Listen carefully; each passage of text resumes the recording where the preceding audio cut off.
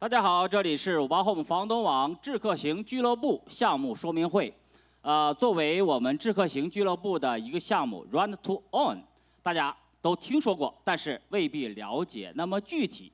所以呢，今天我们请来了我们的合作伙伴 Jeff and Mark 来和大家对 Rent to Own 这个项目，由我和 Michael 一起和 Jeff 和 Mark 一起来探讨一下这里面的细节问题，来回答大家的一些对 Rent to Own 这个项目存在的一些疑问，以便于我们能够更好的推进这样的一个项目。Welcome, Jeff, Mark, and also Michael. Thank you. Thank you very much for having us. Thank you very much. Yeah. Talking about Rent to Own, especially for Chinese community, they might know what is Rent to Own, but they don't know exactly what it is and don't know the detailed information about Rent to Own. So today we will discuss some detailed information about what is Rent to Own, how we can operation a Rent to Own project. My name is Jeff Belanger, and I'm one of the principal partners with HOS. I'll give you a little background on me. So I started my rent-to-own investing in about 2008. And I actually took 5 months of evaluation, in-depth, analysis paralysis is what I like to say. So 5 months I analyzed the industry to figure out how to do this. Went to a lot of seminars, and I bought my first property, and I bought the property first. And then it was simple, right? All I had to do is find somebody who wanted to rent the house, who loved it as much as I did, who wanted to buy it in a few years, who was okay with paying a whole bunch more money each month that would come back to them in security, but it was monthly budget related. It was awful. Honest, it was awful. It took me 3 months to find somebody to fit that.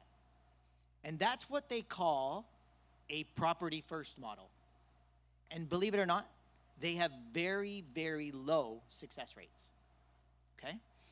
So I changed my model now. I always focus on my tenant first. And so since 2008, I invested for about 8 years on my own, learning and learning and learning. I connected with the other partners from HOS, and we became partners in 2016. Became HOS Financial at that point, even though Homeowner Soon had been around since 2005. So I've done several on my own. HOS Financial, again, been around since 2005. We've now executed over 1,200 rent-owns. We have very, very high success. We do some very unique models to the industry that are both purchases and rescues and refis. Very passionate about those things because they help families who have just been through turmoil. It's evolved, like I said, 1,200 projects now. And you know, really why we focus on safeguards for consumers, but we focus on our core values that we never will ever compromise on. And I'll share those with you. Number one is the exit strategy. How many times have we heard people have got into risky second, third mortgages where they didn't understand, you know, the contracts and so forth, and it's been devastating to their family, right? In our model, the exit strategy, we will never compromise on that. You need to ensure, in order to get a win-win for both the client and our investors, there has to be a purchase by the client at the end. And in fact, I would strongly say our reputation is dependent on it, right? We need those clients to be successful in order to be able to grow even grow our business. So the exit strategy is paramount. The second part of that is balance. I'm an investor myself. I love high returns, but we cannot compromise on the family's affordability. No matter how big the return, if they can't pay each month, are we going to be successful? Right. I'm coming from a different angle than Jeff. I started investing we started in the same spot, but I started investing in just rental properties, just having a home, renting the basement, renting an apartment. And I built that up to about 87 different properties at one time where I was collecting rent, and I was going crazy with that. And in fact, I met the original owner of HOS, Guy Liu, who started that company, and he told me about rent to own, and I said, oh, come on, we can't, how do you get those kind of returns? He says, Mark, I'm telling you, that was back in 2007 that I met the original HOS. So I kept buying properties, and then I grew my business, but I ended up at HOS, like with Jeff, because I saw that there is high returns. It's a property I understand, because Warren Buffett says, invest in things that you understand. I understand collecting rent. I understand. I buy the house, you give me rent, and then I make little bits every month, and that's how we build wealth. But with the rent-to-own model, there are such unique differences of where you can make a higher return without losing the security. So your risk is not higher, because most times when you buy, you make a high return, there's also high risk. With rent-to-own, you're the owner. You own the home. So the risk is, okay, if he doesn't pay rent, he doesn't take your home. You own that. So I got involved with, on a full-time basis, with HOS about a year and a half ago, because I was like many people here. They have, they rent homes and they want to build their portfolio. I realized that HOS is the path of how an investor can really grow his wealth and income by investing in rent to own. And I thought, today that we need to explain all the details, because some people, as I've talked with you, Michael, they really don't understand. How do we make money? How do we make more money than regular rental properties, right? And I thought we would do that today by going through that. So that's my story. Okay, thank you so much. So Michael, we have a webinar weeks ago talking about rent to own. Michael and I answered lots of questions about rent to own, but those questions is very basic. So today, Michael, do you have any question about Oh, I have rent to some own? tough one, guys. Bring it on. Yeah, looks tough, but maybe the basic to you guys. From the Jeff beginning, a lot of people think about this because, if do the rental, you'll sell success for so many years. As you said, 1,200 homes now. I know every time you give some leads, almost like 2 days later, it's gone. It's gone. But I want to tell This week, 2 files in less than 7 minutes. See that? Minutes. Yeah. Minutes. Yeah, and as I said to a lot of investors in the 58 homes, I say, you know what, you guys be quick. Otherwise, 2 days, only 2 days, it's gone. So a lot of people ask me this question. I think also I have the same questions. This was for the Jeff. I will have another tough one for Mark. Okay, Jeff. Okay. Piece of cake for you. And this every day your routine things. Okay. You know what? We just go to the washroom with Jeff and we talk about a lot of things about in his blood, his genes, how to do the management of the rental. How do you manage these people?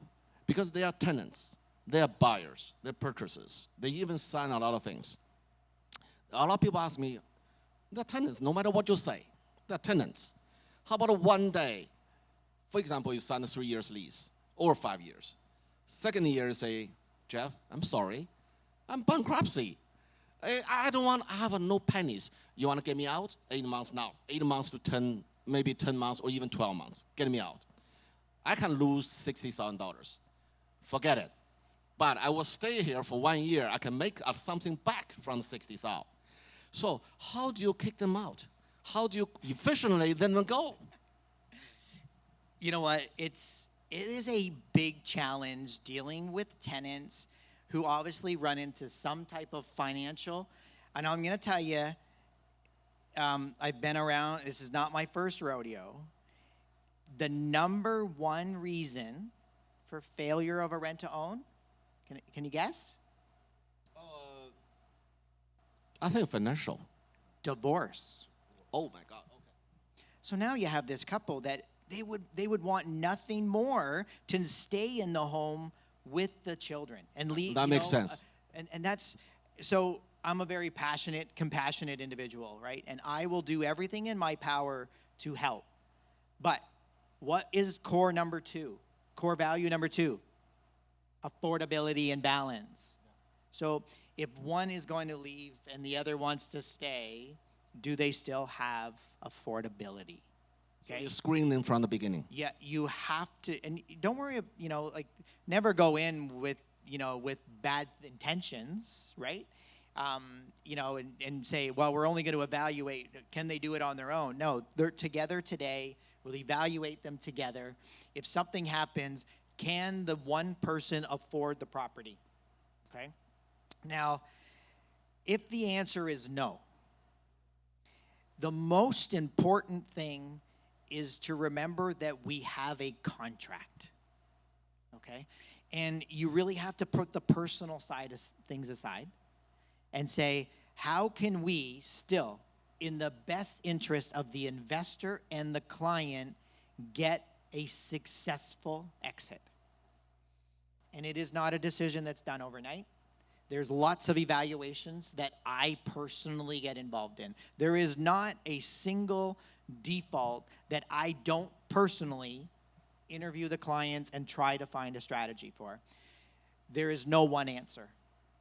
I think, though, from if I can jump in, Yeah, absolutely. From an investor standpoint, we talked about regular rental properties versus a rent-to-own. One of the biggest difference from an investor perspective is the amount of money that the rent-to-own client gives the investor at the beginning. In normal rent-to-own, you get first and last month's rent. If anything, you have 1 month's rent. With a rent-to-own, you have 5% of the purchased property. So if we are buying a $500,000 townhouse, this tenant gives the investor $25,000 as security. So that, to me, is a huge difference between regular rental and rent-to-own. We have $25,000 as security. And if they break the contract, as Jeff says, we don't want them to break the contract. If they get a divorce, that $25,000 is now breaking the contract. So the investor gets that. And we have to, Jeff, you do negotiate. We don't want to see anybody get divorced, but we have to negotiate. Yeah. But that's to me, it's all about money, and we have a huge reserve of that. So remember this, in a rent-to-own, there are 2 parts of their payment, right? There is rent, and then there is security. Right? Yes.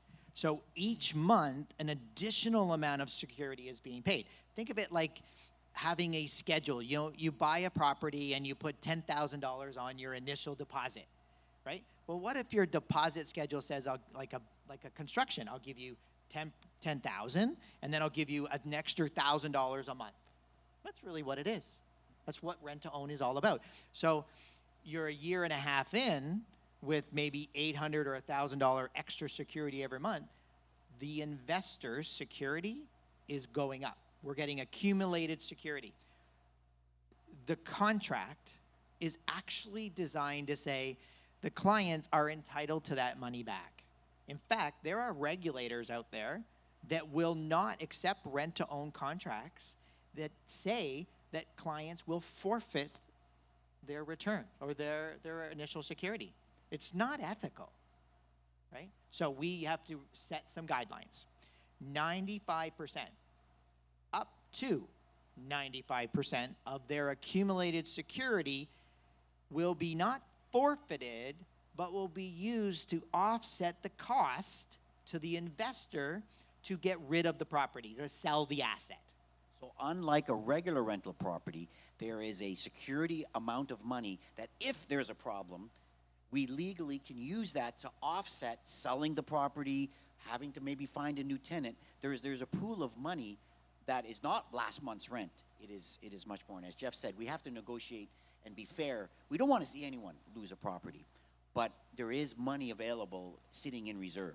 And if that answers your question. So security actually is the extra amounts of money. Let me explain to everybody, because that's the security is the extra amount of money above each month's rent.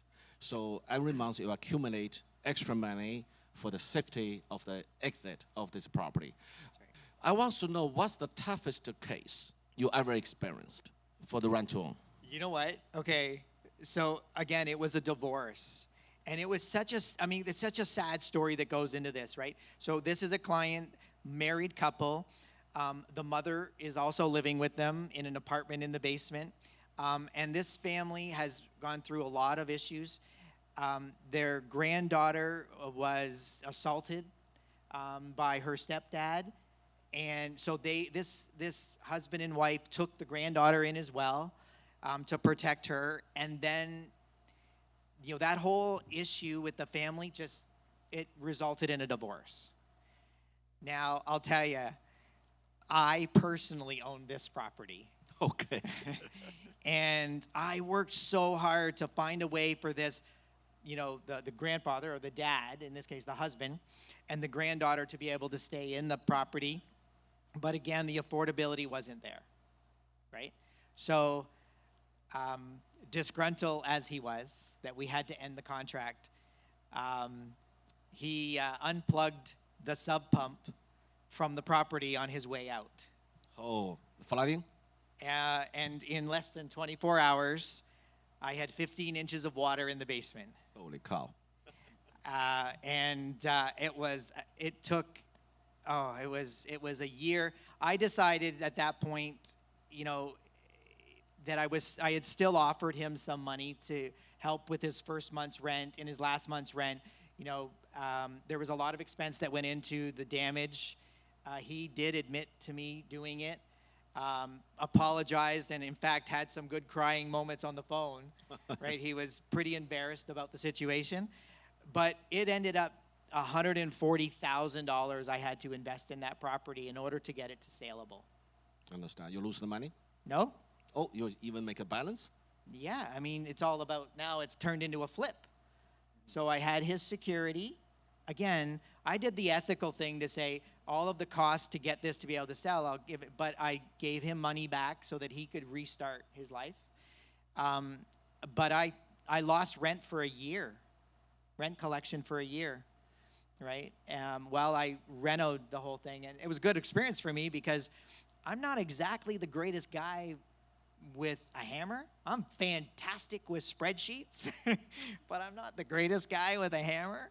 And but I got in there and I did it, and I came out ahead for a few reasons.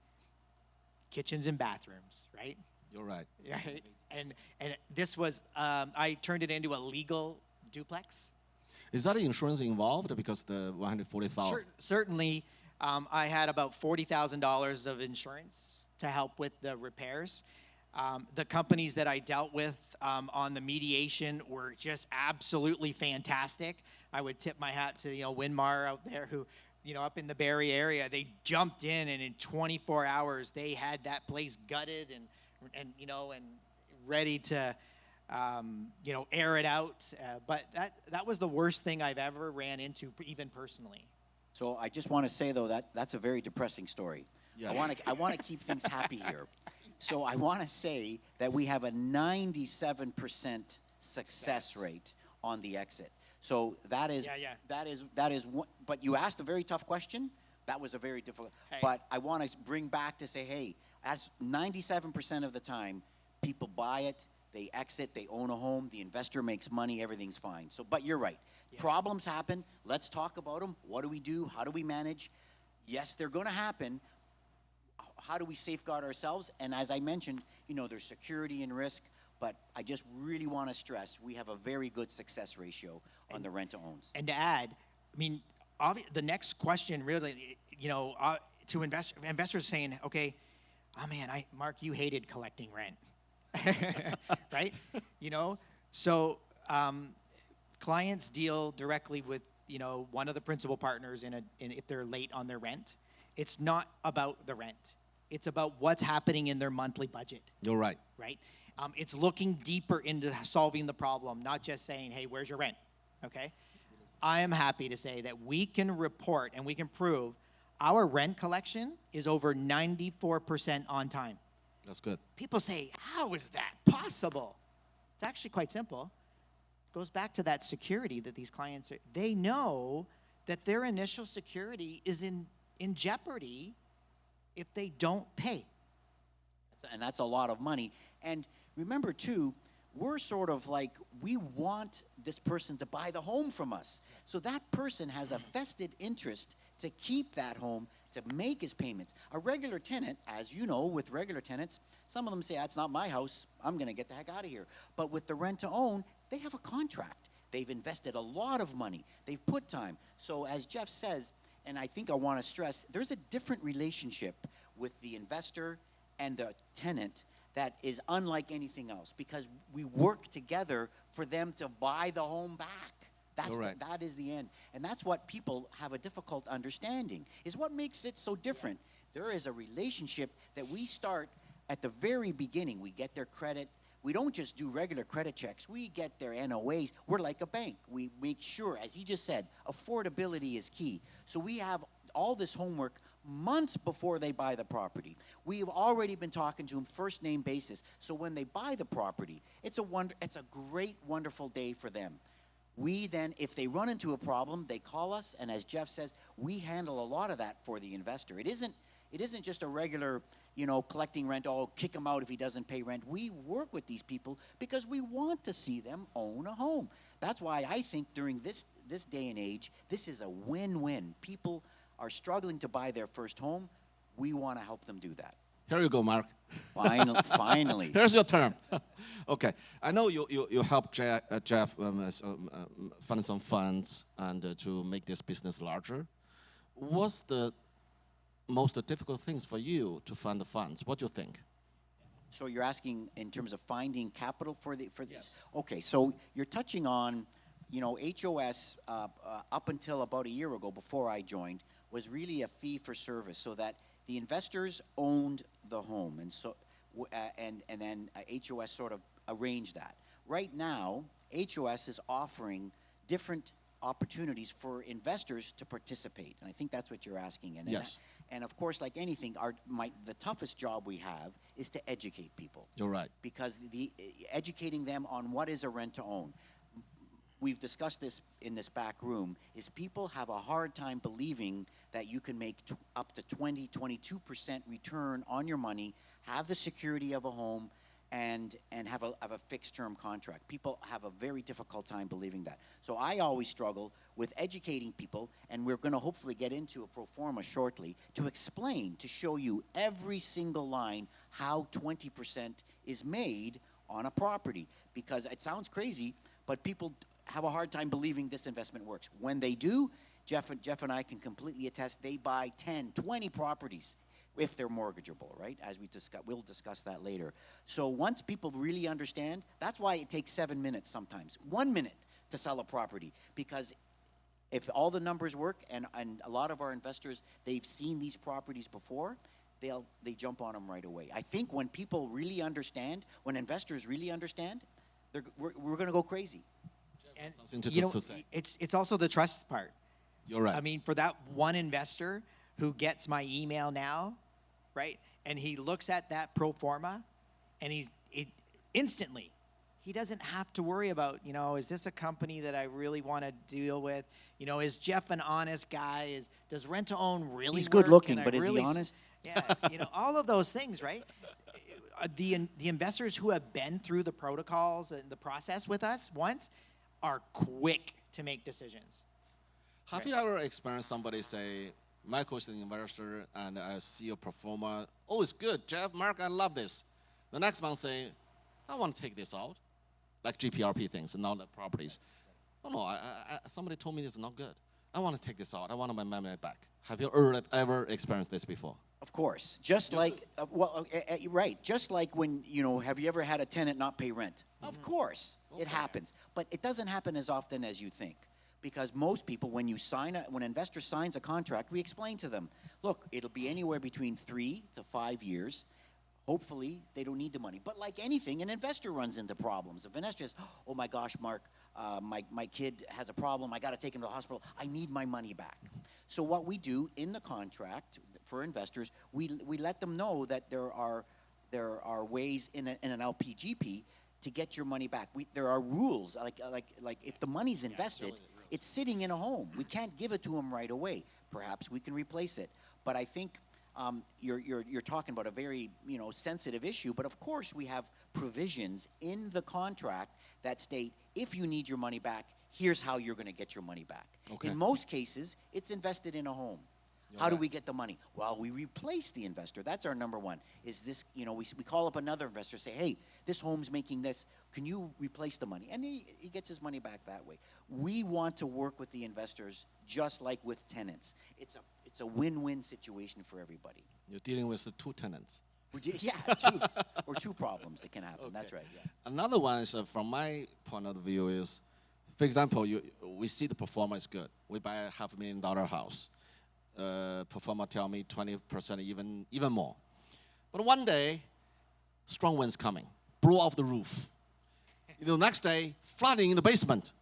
All my things, I think the Proforma will be down to zero. Do you sleep at night with those kind of, that's I'm dreaming in the night. I'm thinking you're a glass half full kind of guy, Michael. I'm always focused something, I want to make sure my investment is good. Well, okay, so that again is a good question. Do those things happen? Yes.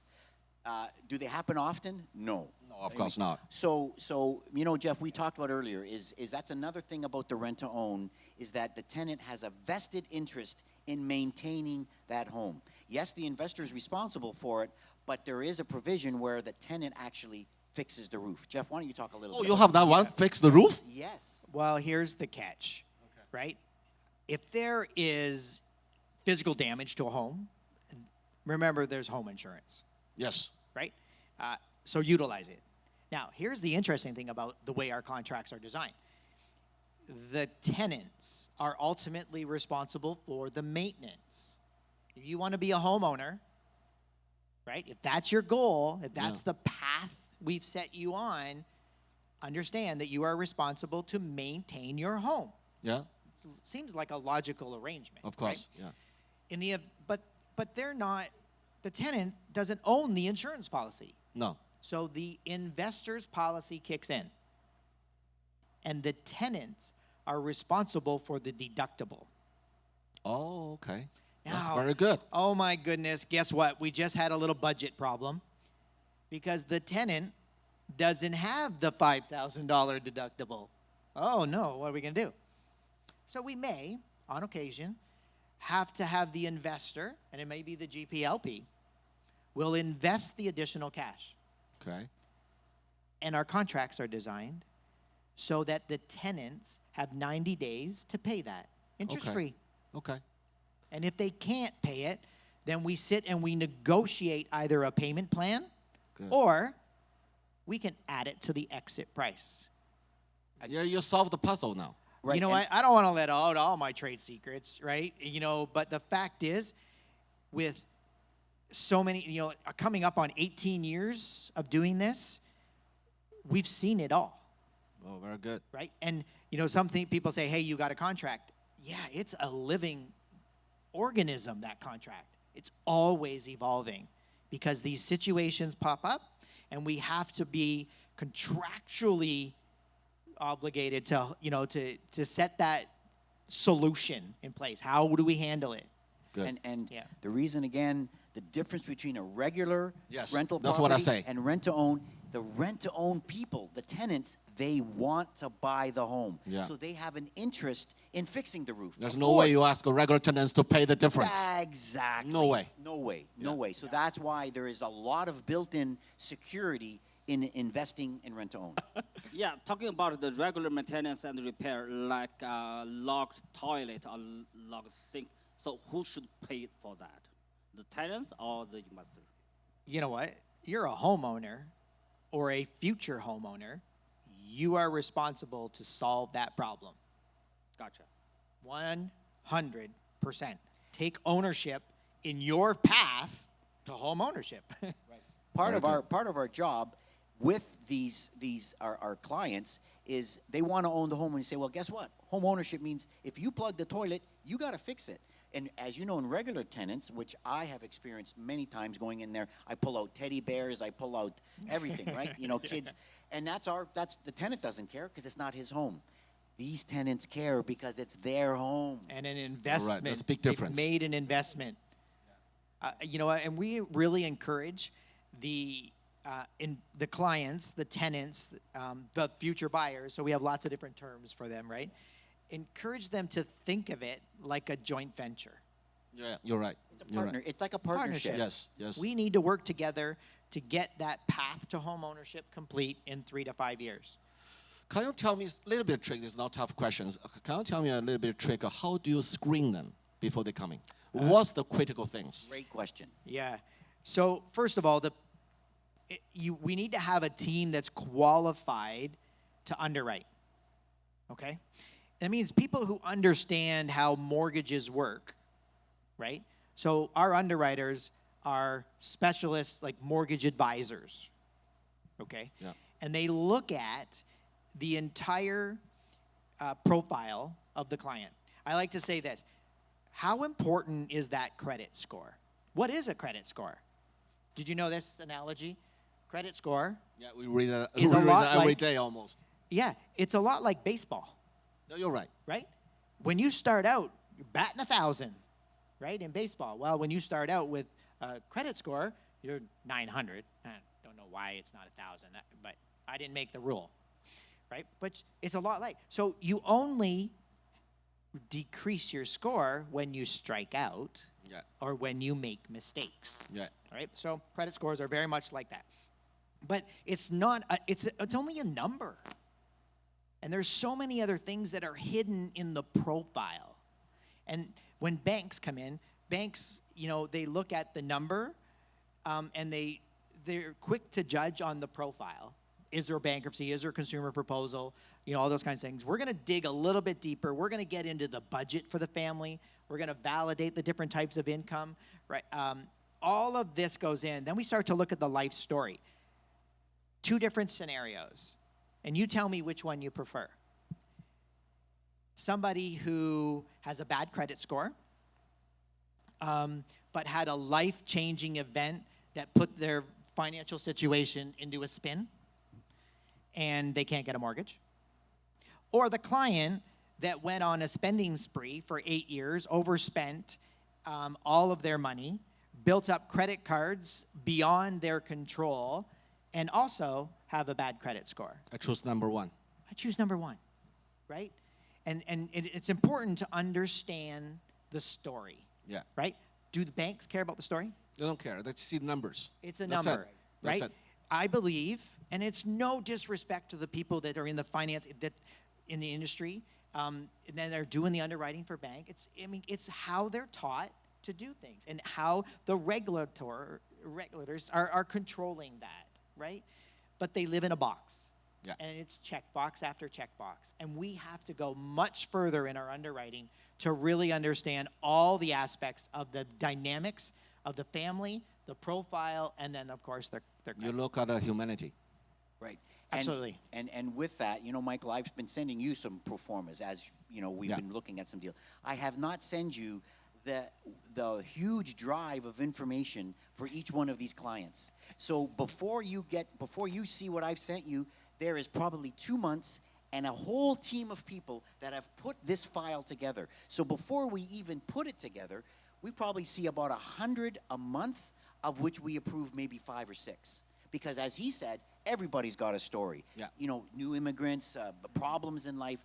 So this team of people, before Jeff and I even see it, there's been all kinds of due diligence. And like anything then, an investor says, okay, show me their income. Show me where they work. Show me their tax return. Show me this. We have it all done. And as Jeff said, we also have to have a story. Yeah. Why can't they get a mortgage? What happened? How come this? How come that? Because everybody needs to know. So we do the same due diligence as a bank, but as Jeff keeps saying, this is why I'm here, we have a little bit more compassion. We understand that not everybody wants to rip you off. No. There are genuine problems, and we want to work with people to get them a home. So obviously we've got some very, very important benchmarks that we need to also keep in mind. For example, the affordability numbers, you have to look at their family budget. We look at it from a TDS ratio just like the bank does, right? So we want our Yeah. TDS ratios because that's a good indicator of affordability.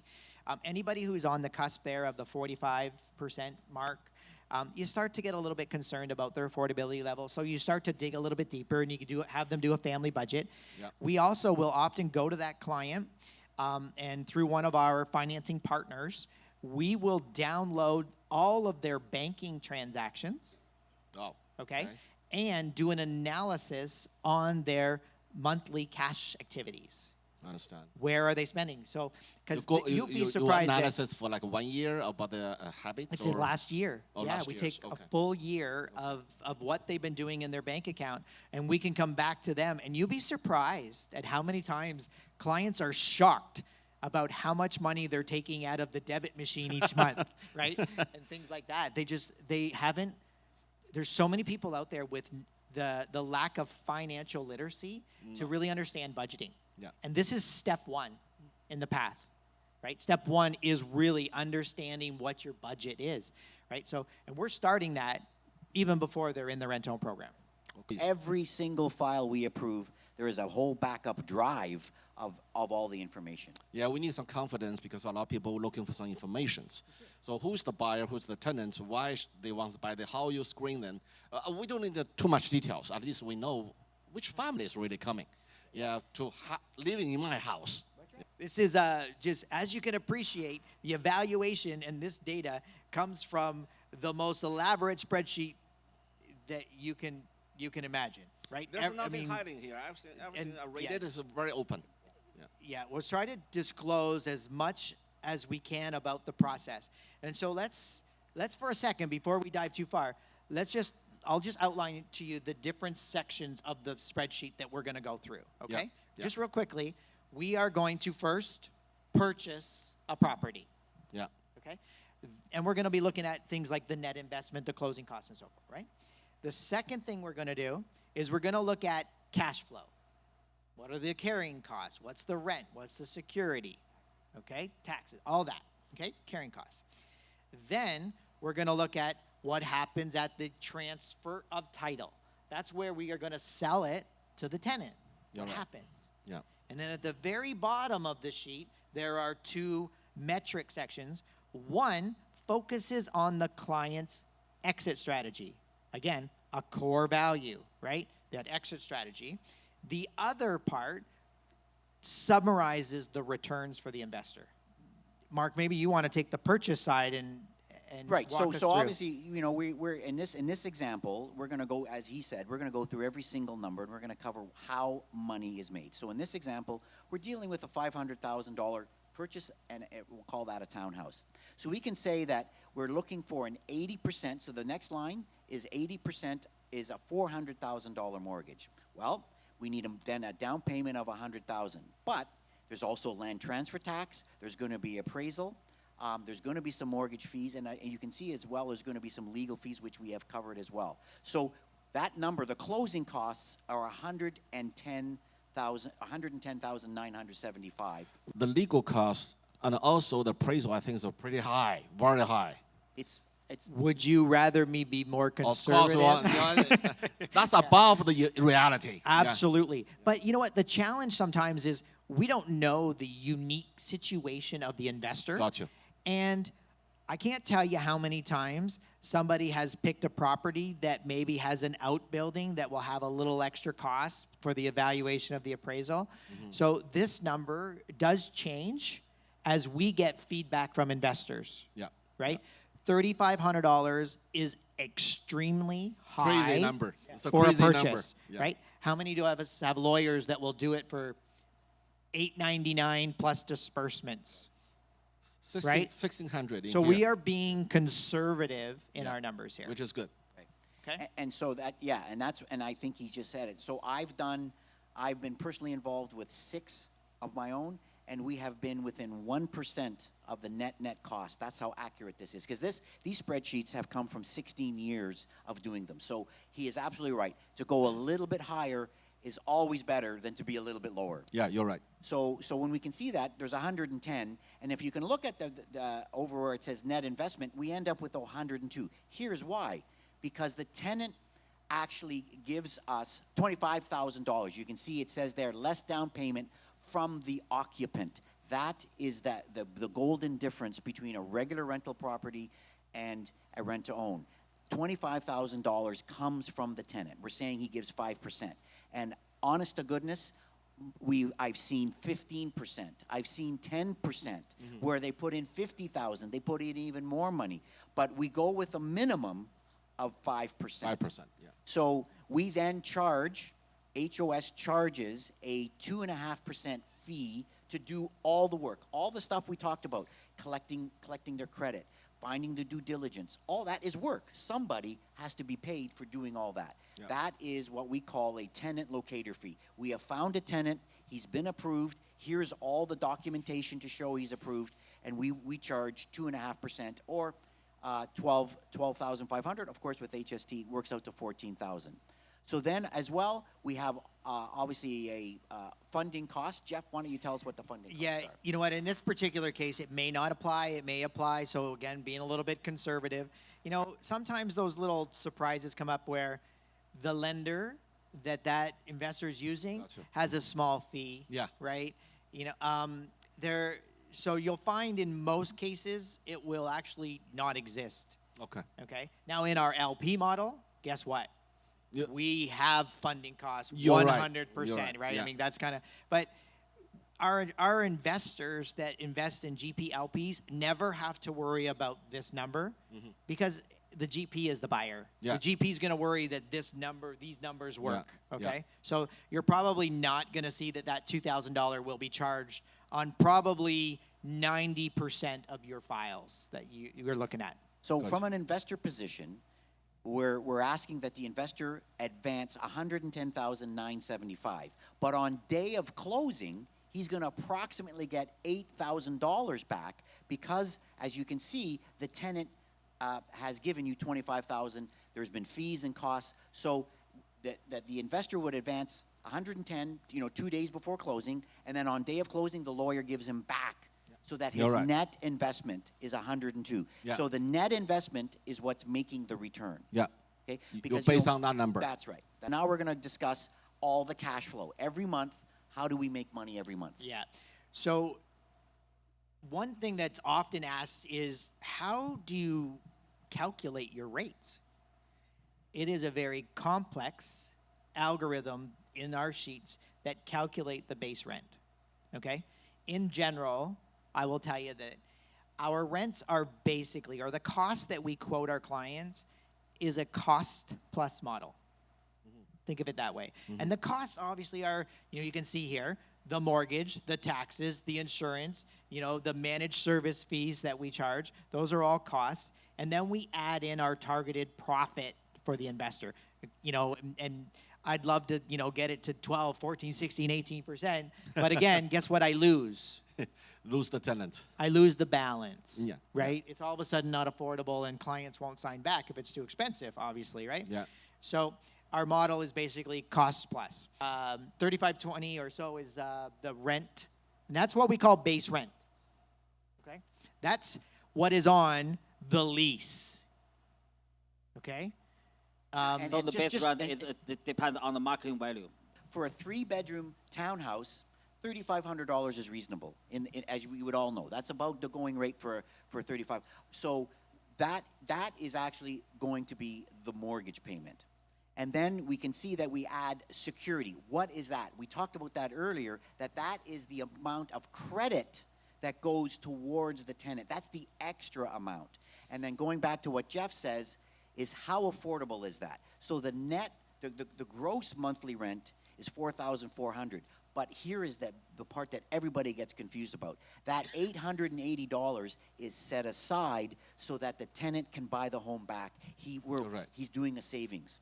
And Jeff, you brought up a point. When I first started really understanding this, you said we actually have to separate every single month that $880 because a bank wants to see, prove to me that this tenant has been saving $880. So we have a count and we say, he paid rent of $350, and he's also paid us $880, and you can see $880 every month going in. So that's how so again, the whole purpose of this is the exit strategy. We want the tenant to buy it from us. Unless we can prove to me that he. I mean, it's no different than if I were to go and buy a house, right? I mean, if I say my deposit is $80,000, the bank's going to say, so did you pay the $80,000? Yeah, show me. Right? They're going to say, prove to me. And I go to my broker and I said, hey, You know, remember that 80,000? Can you give me something to prove that I pay that? Can you give me a receipt so I can give it to the bank? Oh, and the bank's happy. Yeah. For the tenants at the exit, they have the same requirement. They have to prove that they made that total security payment. You're right. How do I explain the 880 to an investor? Okay, and it's kind of an interesting approach to this because we're going to give the money back, right, at the end. So to a tenant or a future buyer, which is our client, that is called a supplementary deposit, also referred to as a forced savings plan. Everybody has the greatest intention to save money, and then life happens, right? So we contractually are obligated to pay our $880. That's what the tenants know, okay? So they pay that. To an investor, it is additional security, You're right. right? You It's protect a the bank. tenants. You're You protected. secure the That's right. house. The investor is holding on to that 880, and that becomes the security, as I was saying, way beyond regular rental properties. That's an extra $800 a month. Yeah. Yeah. And so I like to call it, though, rather than on the investor side, think of it this way. If you're going to credit them at the end, then technically you are getting advanced payment on appreciation. You're right. Because we You're are right. appreciating the property. That's really what it is. And here's the neat thing about it from a bookkeeping perspective. The $440. Now, you got to be careful. If you write your contract as I'm going to pay $4,400 and you are going to give me a credit of $880 in 3 years, your income is $4,400. You're right. What you need to report. You're right. But that's not what we say. That 880 is not revenue for an investor. It's a deposit. Security. It's a You take it deposit. like a deposit. It's That's a right. security. So let's talk about the debit and the credits and and hey, and For investors, you can take this off. Is that right? well, here's what we do. I receive 2 payments every month. And, see? 2 separate payments. I receive $35.20, whatever the base rent is, and I see it coming into my checking account, and it is, they'll do some debits and credits. We debit our checking account, and we credit rental revenue. Make sense? Yeah. Okay. So now I get a second deposit of $880. That is, again, debit $880 into my checking account. I encourage you to have it as a separate account, but it's your choice, okay? And then I credit tenant liability.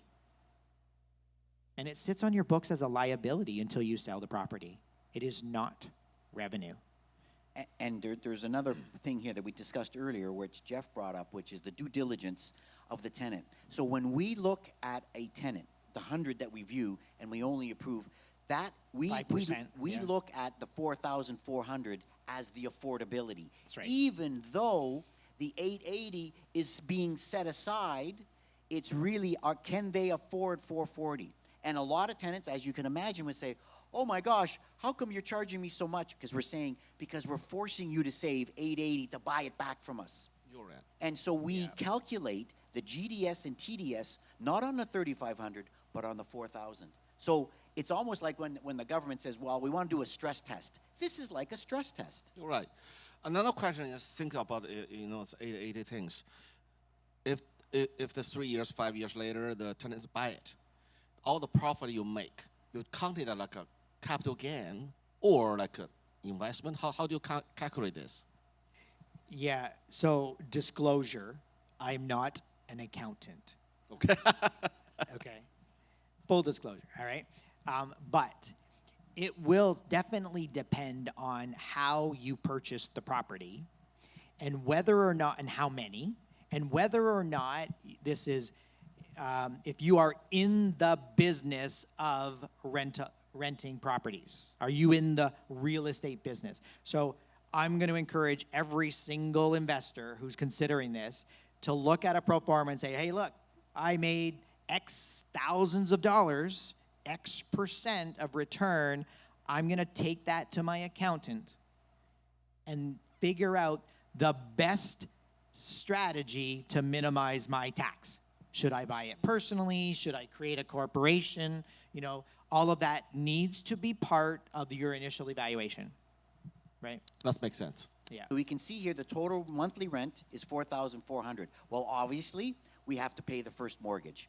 We are using a very high, again, Michael, being conservative. 6%. 6%. So with that mortgage, principal P&I is $2,556. We obviously have property tax, which we get from the property. So those are fairly accurate. And of course, we have a house insurance. And you can see the insurance part is actually, we've really noticed that that's probably the most difficult thing to figure out. Why? I don't know what house he's buying. I don't know. Is it going to have a 270 swimming pool?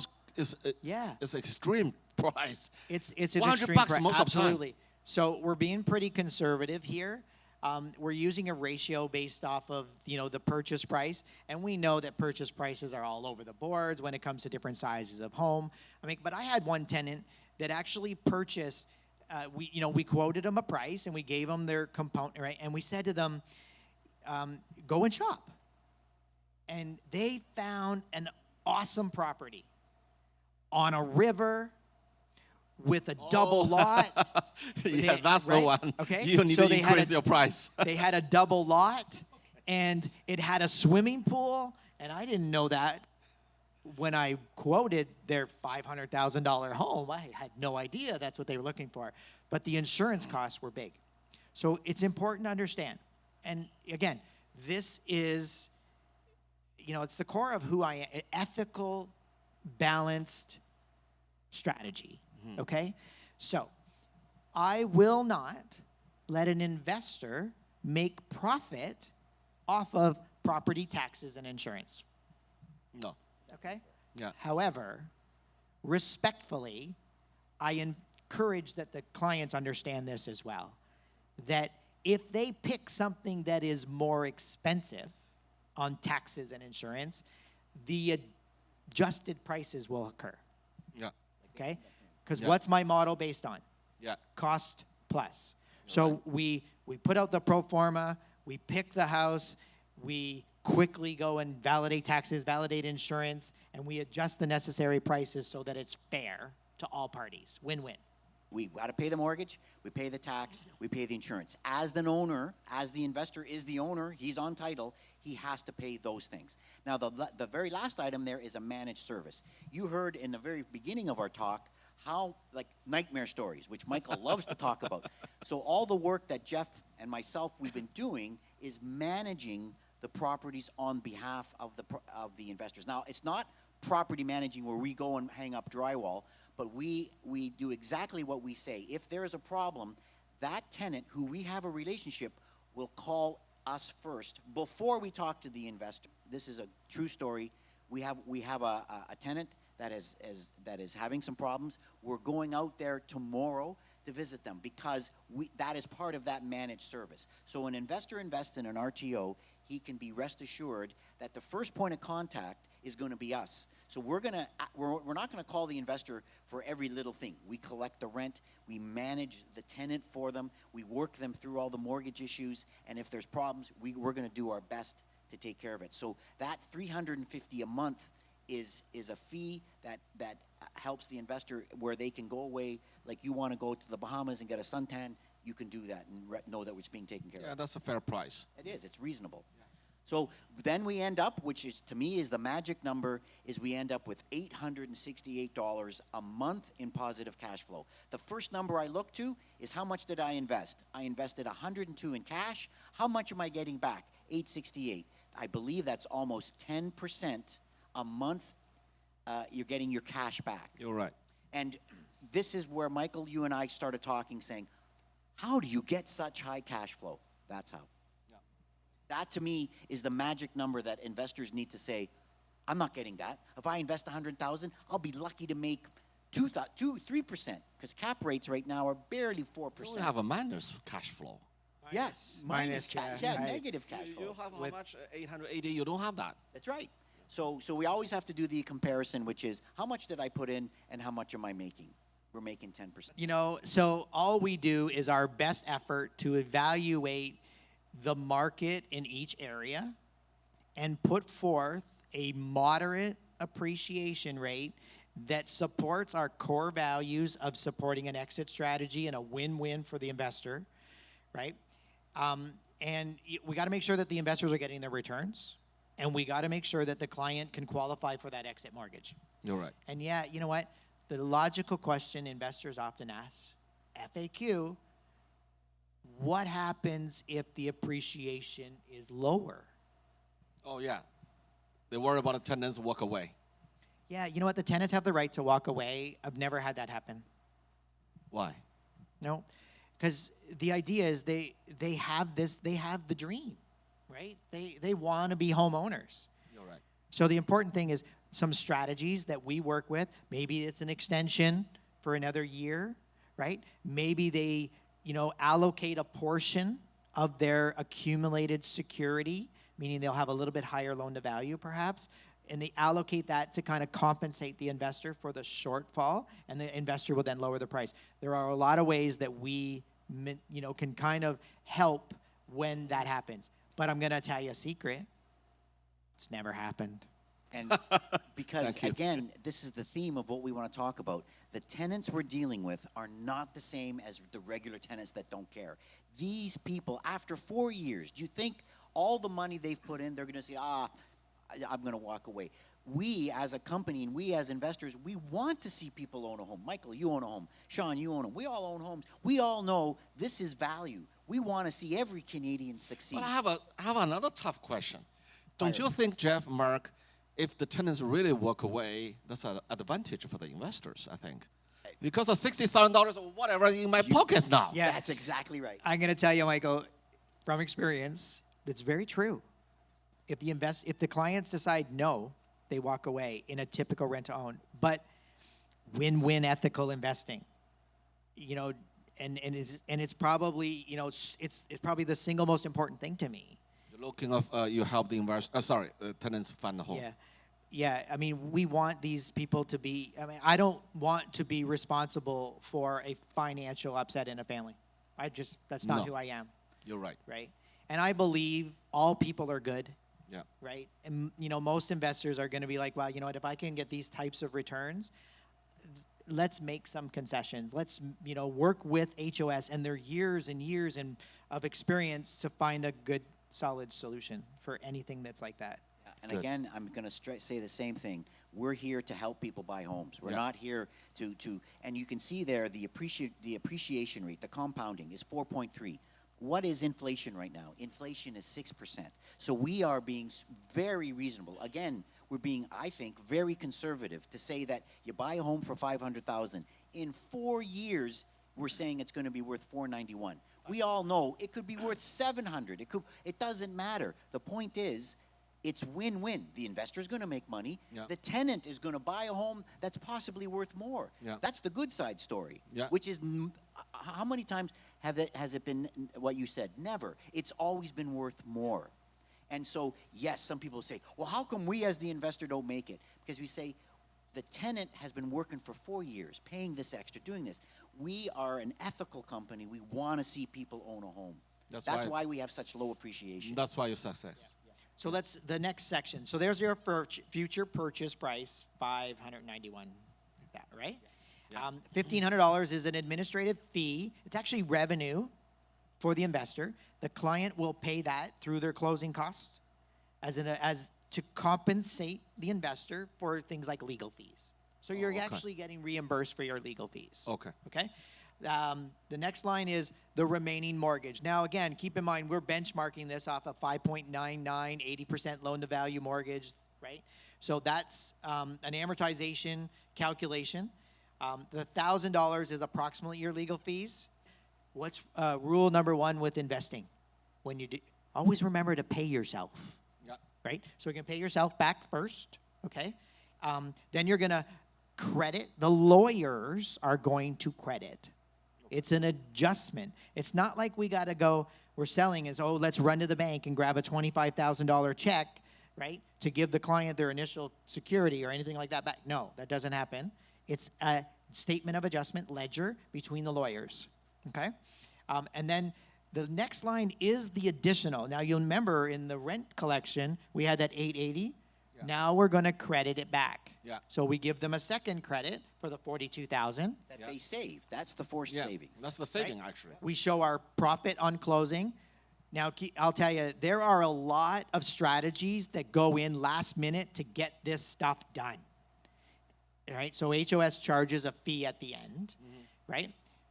So that fee's there. And I want to sort of dwell in to say, well, wait a second, what is that for?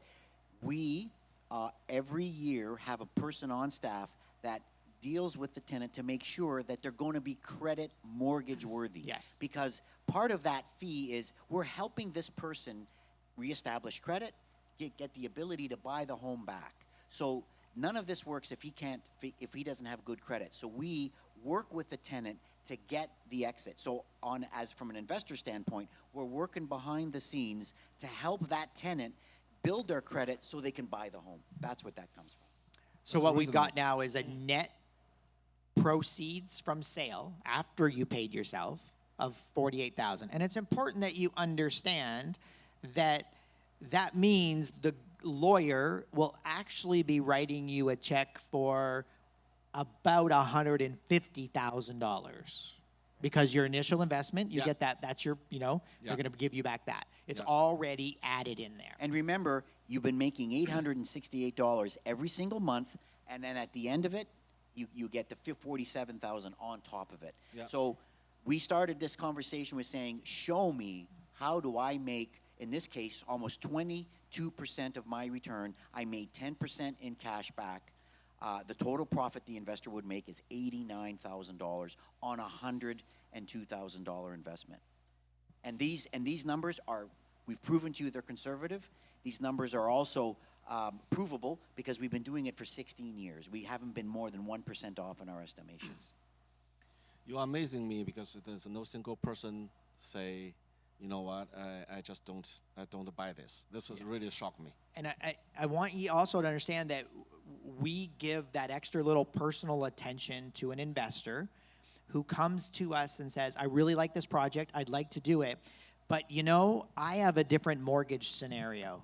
Can you help me see a pro forma that would be directly related to my strategy? Right? And it could be something like this. My bank will give me, you have 5.99, but my bank is going to give me a 75% loan to value, not an 80. And they're going to give me a 4.6% mortgage. And I haven't told my bank, but I'm actually using my line of credit, which cost me prime plus 3 for my net investment.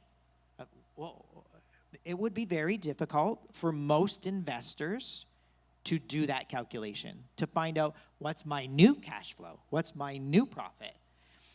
I will do that in probably about 90 seconds.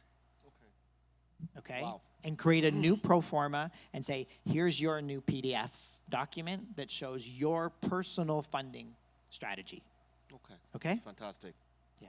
So this particular pro forma is for what we call the elite 58 home investor. So this would be where the investor would get the mortgage. He has to be mortgage qualified, able to qualify for a mortgage. Yeah. We are also offering a second way for some people that say, you know what, I don't want to worry about a mortgage. I don't want to have to do all that work, get a lawyer and do all that. We also have an LP, as we've mentioned, an LP-GP opportunity that pays roughly very similar to this, between 15 and 17%. We don't, because the numbers are not as accurate, where all you would do is invest your money and you would make the return when we would base it off this exact same pro forma. So there's an opportunity where, as we were saying earlier, the cost to get a mortgage, well, of course there's a cost to that. Yeah. That's roughly about 5%.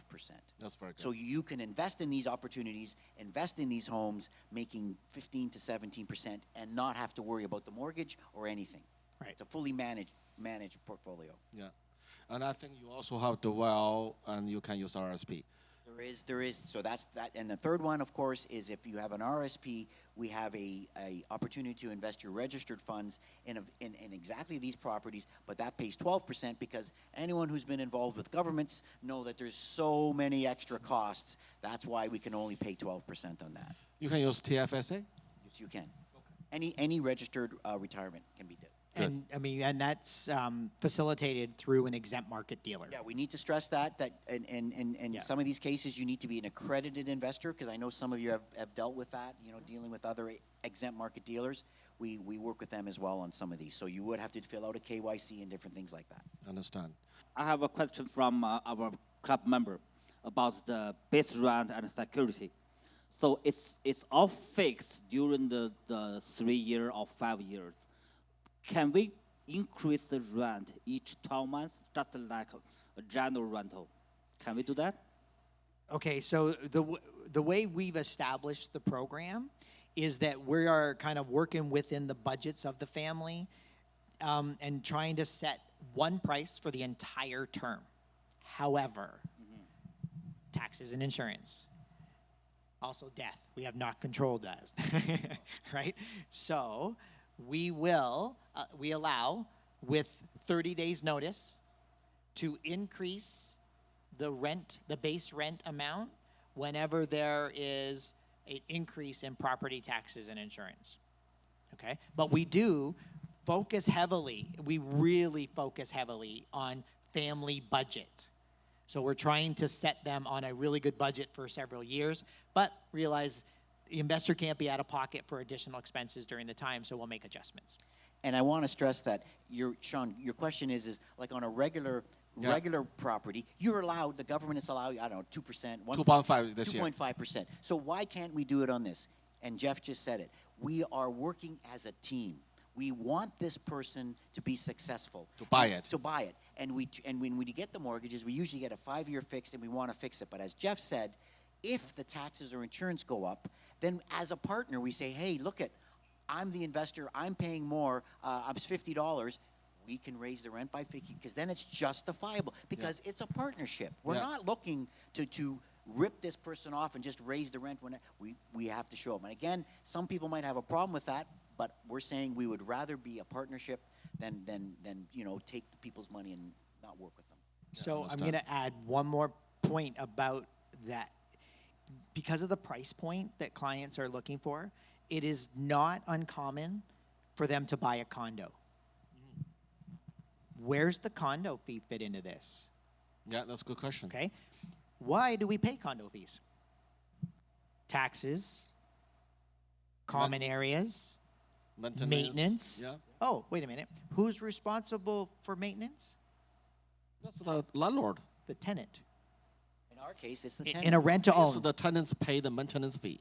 The tenants will have to pay the condo fees. Put that, yes. So we did not have that line in there. But if we're dealing with a condo, we shove it in there saying condo fees. The tenant pays. Has to be part of their affordability. Oh, and that rate I love this. I love so the landlord only pay the property tax and insurance. And the insurance.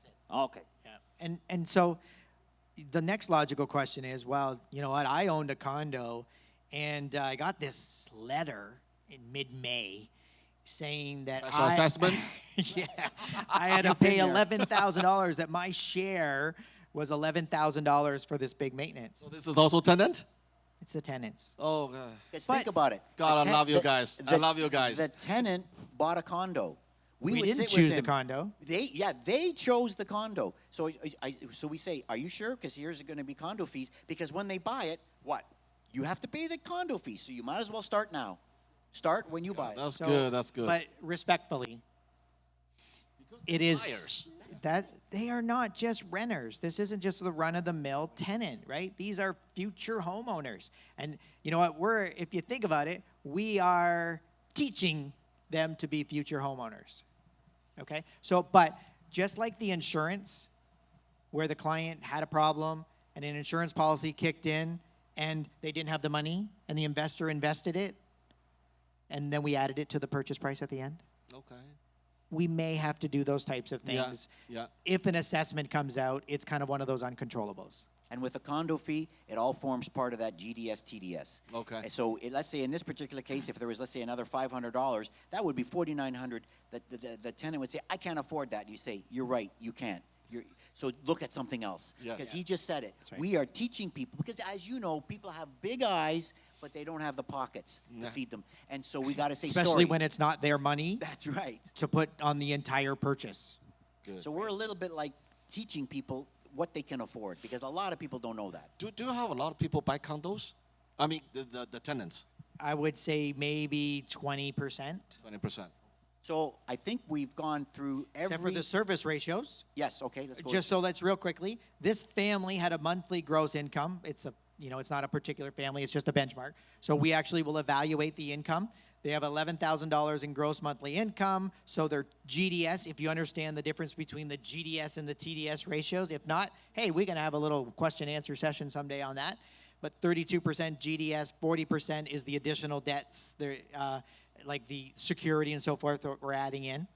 And then, of course, it's a summary. So they're going to purchase it for $591,000. They gave it an initial deposit of $25,000. They had additional credits of $42,000.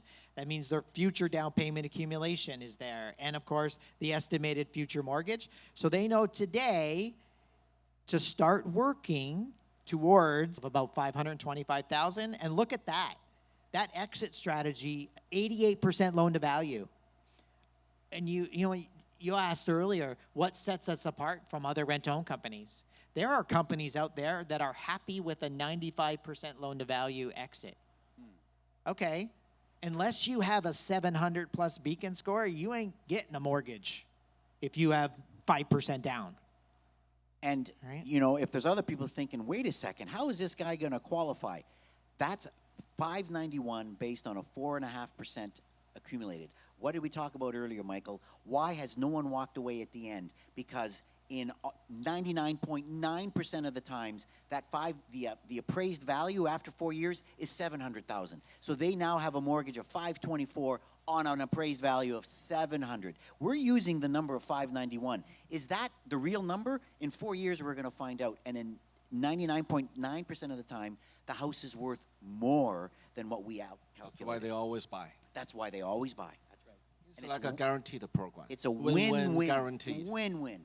Tell me a tenant making 22%, an investor making 22%. How can you not be happy with that? Yeah, we've covered. Special GPLP things. They do nothing. That's right. Just have cash, Yeah. that's it. That's it. Really excited that when Mark came on, we really fast-tracked the GPLP approach, because there are so many other investors out there that have the cash and not mortgageability. I was like, oh my There's a gosh, lot of people like that. I can't participate in this ethical, social, responsible investing strategy to help families, get up on the path to home, on the ladder to real estate and stuff. I can't do it. Well, now 3 different ways. Buy themselves, have a direct ownership, right? And it's important to understand it's not just direct; it's direct passive. The timing, Michael, of when you called me, just so everyone knows, Michael called me, and the timing of your phone call, hey, Mark, I'm interested in this. I'm going, it's perfect timing. Yeah. We were just setting up this investor programs, and then 58 Home comes along. And we still haven't had our beer yet to congratulate ourselves. No, we should have one day. We have to have a beer We should one have day. one day. But I think I'm hoping, have we covered all the questions for today? Oh, it's a lot. Yeah, I a learned lot a of lot questions, today. but I have one more question.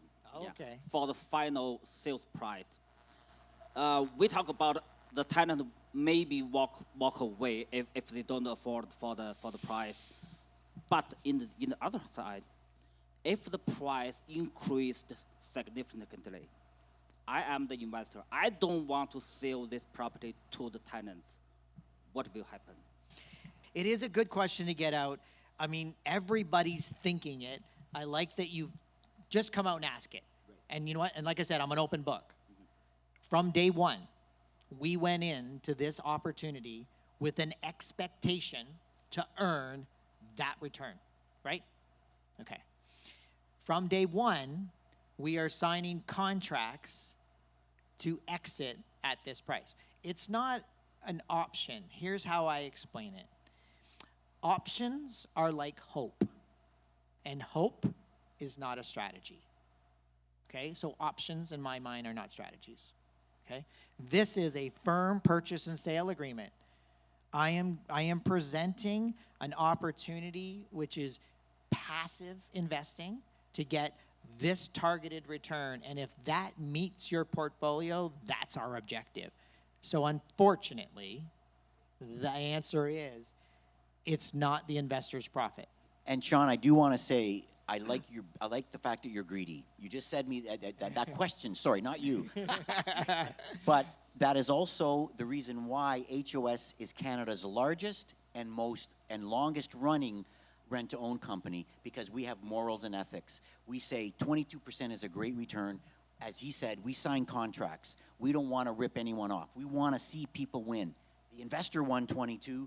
The tenant now owns a home possibly worth more money. And yes, you're thinking, oh, the investor can say, I could have made more. Let's not be greedy.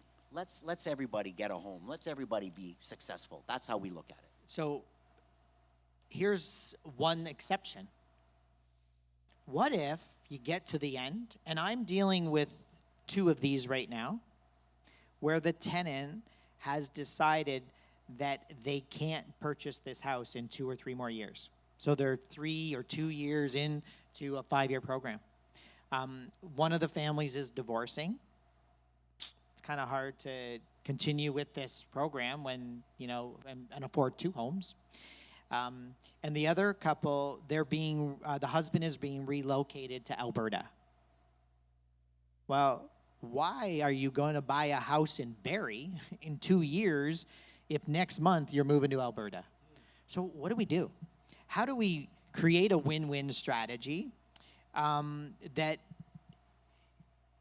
really supports this family on this undesirable?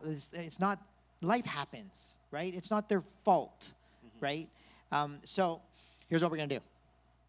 In all cases, we sit down with a heart-to-heart with the investor and the client, and then we get them on a grouped call. And contractually, what we do is, and again, there's always some exceptions. There's always some maneuverability and some flexibility that needs to be applied. But we will list the property. And it's a joint venture, unofficial. So we're going to share in the profit. But the expenses to offload this property are the responsibility of the tenant, exactly. Yeah. So we're going to deduct the cost. We're going to deduct the cost from their accumulated security and then share in the additional profit. The contract's written for 50-50.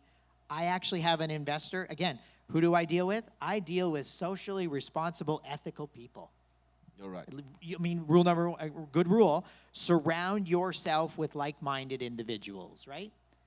So I have an investor that got to the end and looked at it and said, these tenants are fantastic. In their term, they redid all the flooring in the home, and they put in a brand new kitchen that cost them $62,000. Ooh. Wow. And guess what that did? It increased the value dramatically. Yeah. Okay. That investor offered the family 80-20 in favor of them. Fantastic. This family is the one that's leaving to go to Alberta, right? And they have to start all over again and across the country. And rather than losing their security, and again, the difference between HOS and many other rental home providers, right? That client, contract said, you don't buy, you lose, right? We've created this model. So this client, their net take home is about $200,000, $206,000. Wow. That and the investor still made an extra $200,000. That's a partnership. Yeah, that's partnership. That's ethical. Smart. Right? That's smart. And that's a win-win strategy. Very smart. Right? Good for you. And I mean, with 1,200 projects under our belt, that's only a drop in the bucket of the number of different scenarios and experience and situations that we've experienced. You guys teach me a lot today. I don't know how the Sean feel, but I learned a lot today, and I learned the basic things how you do business. That's very good, very good. Learning curve. Wow, we're happy to. Yeah, thank you so much for today. We covered lots of topics, And if our members have more questions, we can discuss for any further sure. and for any detailed information. Absolutely. Look forward to it. I think we should put our hands together. Oh, yeah. We are partners too. We are. All right. Partners too. Okay. Okay, thank you. All right. Have a great. Thanks. Thank you guys. very much. Really appreciate it. Yeah, really appreciate it.